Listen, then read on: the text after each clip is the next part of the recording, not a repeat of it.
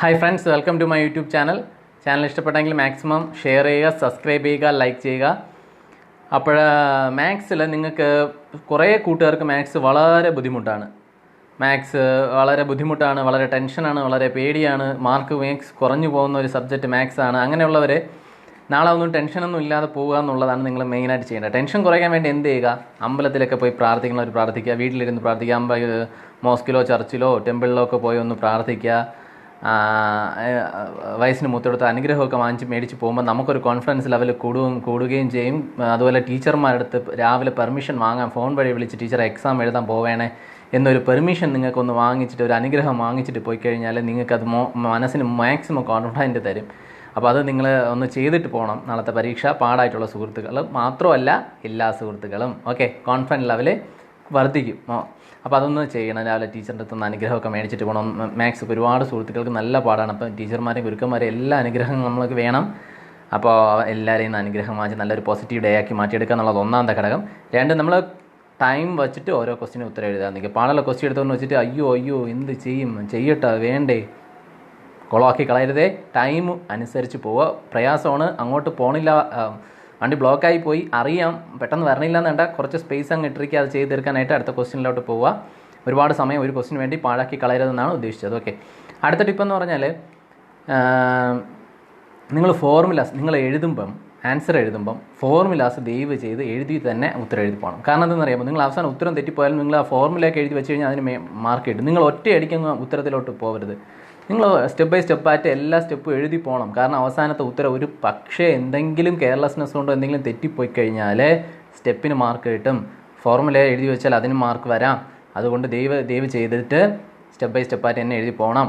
അടുത്ത ടിപ്പ്, ഒറ്റ ക്വസ്റ്റ്യൻ പോലും നിങ്ങൾ ആൻസർ എഴുതാതെ വിട്ടിട്ട് വരരുത്. അഥവാ ക്വസ്റ്റ്യൻ എന്തെങ്കിലും മിസ്റ്റേക്ക് വന്നു, അങ്ങനെ ഒരു സാധ്യത വന്നാൽ നിങ്ങൾ അറ്റൻഡ് ചെയ്തിട്ടുണ്ടെങ്കിൽ മാർക്ക് കിട്ടും. സോ ഒരു ക്വസ്റ്റ്യനും അറ്റൻഡ് ചെയ്യാതെ വെറുതെ വിട്ടിട്ട് വരരുത്. നമ്പർ പോലും ഇടാതെ വെറുതെ വിട്ടിട്ട് വരുന്ന ഒരു ഇത് കാണിക്കരുത്. പിന്നെ കൂട്ടുകാരടുത്ത് പറയാനുള്ളത്, മാത്സ് വളരെ ബുദ്ധിമുട്ടായ കുറച്ച് കൂട്ടുകാരുണ്ടെങ്കിൽ ആ സ്റ്റാറ്റിറ്റിക്സ് വളരെ എളുപ്പമാണ്. 6 മാർക്ക് കളയരുത് ഫ്രണ്ട്സ്. വേഗം ചെന്നിരുന്ന ആ സ്റ്റാറ്റിക്സ് ഒന്ന് ഓടിച്ച് നോക്കിയാൽ നിങ്ങൾക്ക് മനസ്സിലാവും. സിമ്പിൾ പാടാണ് കേട്ടോ. സ്റ്റാറ്റിറ്റിക്സ് 6 മാർക്കിനുണ്ട്.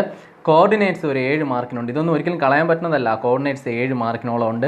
Algebra and geometry 9 മാർക്കിനും. ഈ 3 പാഠം നിങ്ങൾക്ക് സിമ്പിളാണ്. നിങ്ങൾ വേണമെങ്കിൽ ഇപ്പോൾ എടുത്ത് മറിച്ച് നോക്കിയാൽ സിമ്പിളാണ് അല്ലേ. നിങ്ങൾക്കത് ഫുൾ മാർക്ക് സ്കോർ ചെയ്യണം ആ 3 പാഠത്തിൽ നിന്ന്. പിന്നെ ട്രിഗ്നോമെട്രിയിൽ ആംഗിൾ ഓഫ് എലിവേഷനൊക്കെ ഒന്ന് നോക്കിയിട്ട് വേണം. ട്രിഗ്നോമെട്രി 8 മാർക്കിന്. ആ ഫോർമുലാസ് ഒന്ന് പഠിച്ചു കഴിഞ്ഞാൽ നല്ല എളുപ്പമുള്ള പാഠം തന്നെയാണ് ട്രിഗ്നോമെട്രി. പിന്നെ AP സമ്മാണ് ചോദിക്കാറുള്ള സം വെച്ചിട്ടുള്ള ക്വസ്റ്റ്യൻസ്, അതും ഒന്ന് മാക്സിമം നോക്കിയിട്ട് പോകണം. ഞാൻ ഈ പറഞ്ഞ ഇത്രയും പാഠം ഒന്ന് വൃത്തിയായിട്ട് ഒന്ന് റിവിഷൻ ചെയ്ത് പോകണം. കാരണം എളുപ്പമുള്ള പാഠം എന്ന് പറഞ്ഞ് നിങ്ങൾ റിവിഷൻ ചെയ്യാതെ പോയി കഴിഞ്ഞാൽ ചിലപ്പോൾ ചില ഫോർമുലാസ് മറന്നു പോയെന്നിരിക്കും. അതുകൊണ്ട് ഈ പറഞ്ഞ പാഠങ്ങൾ എളുപ്പമായത് കൊണ്ട് തന്നെ നിങ്ങൾ ആ ഫോർമുലാസ് കൃത്യമായി പഠിച്ചിട്ട് പോവുക എന്നുള്ളത് വളരെ പ്രധാനപ്പെട്ട കാര്യമാണ്. പിന്നെ മാത്സിന് പോകുമ്പോഴത്തേനും എഴുതുന്നത് വൃത്തിയായിട്ട് എഴുതുക. അത് നിങ്ങൾക്ക് തന്നെ ലാസ്റ്റ് കൺഫ്യൂഷനായിട്ട് മാറും. ഈ പ്രോബ്ലംസൊക്കെ എന്തെങ്കിലുമൊക്കെ ചെയ്ത് നോക്കണതൊക്കെ ഒരു സൈഡിൽ ഒരു ലൈൻ വരച്ചിട്ട് അവിടെ നിങ്ങൾ ഇപ്പം മൾട്ടിപ്ലൈ ചെയ്യാനോ സം ചെയ്യാനൊക്കെ ചെയ്യാനെങ്കിൽ ഒരു സൈഡിൽ ഒരു പേനായിട്ട് വരച്ചിട്ട് അവിടെ നിങ്ങൾ എഴുതി ചെയ്യുക. അല്ലാതെ ഈ ചെയ്തുകൊണ്ടിരിക്കുന്നതിൻ്റെ ഇടയിൽ കൊണ്ടിട്ട് കുളമാക്കരുത്. വൃത്തി എന്ന് പറയുന്നത് മാത്സിന് വളരെ ഇമ്പോർട്ടൻ്റ് ആണ്. കാരണം എന്തെങ്കിലുമൊക്കെ വരയ്ക്കാനൊക്കെ ഉണ്ടെങ്കിൽ മാക്സിമം നീറ്റായിട്ട് വരയ്ക്കുക എന്നുള്ളതാണ്. എഴുതണതൊക്കെ മാക്സിമം നീറ്റായിട്ട് എഴുതുക എന്നുള്ളതാണ്.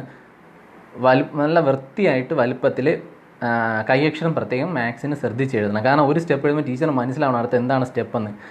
എങ്കിലേ മാത്രമല്ല നിങ്ങൾക്കും ചിലപ്പോൾ കൺഫ്യൂഷൻ ആയിപ്പോവും.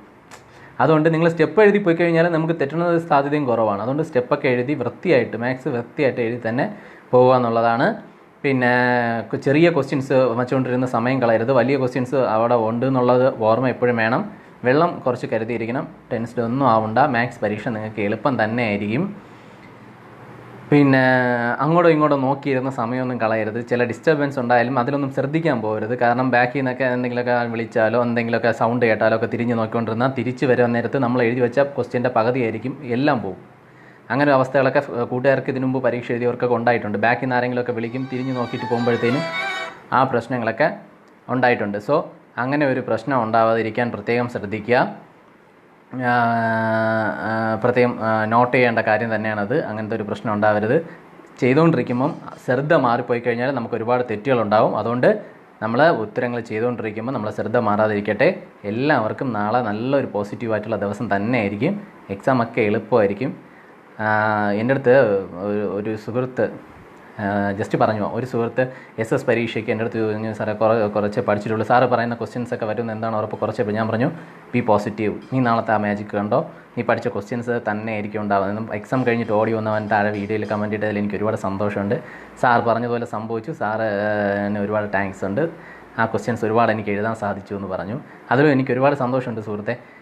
നിങ്ങൾ എൻ്റെ വിദ്യാർത്ഥികൾ എല്ലാം നല്ല മാർക്കോടുകൂടി ജയിക്കണം എന്നുള്ള വളരെ പോസിറ്റീവായിട്ട് തന്നെയാണ് ഞാൻ ഓരോ വീഡിയോസും ചെയ്യുന്നത്. അത് നല്ലതായിരിക്കട്ടെ, പരീക്ഷ എളുപ്പമായിരിക്കട്ടെ, എല്ലാം എഴുതാൻ കഴിയട്ടെ. All the very best for you. Thank you.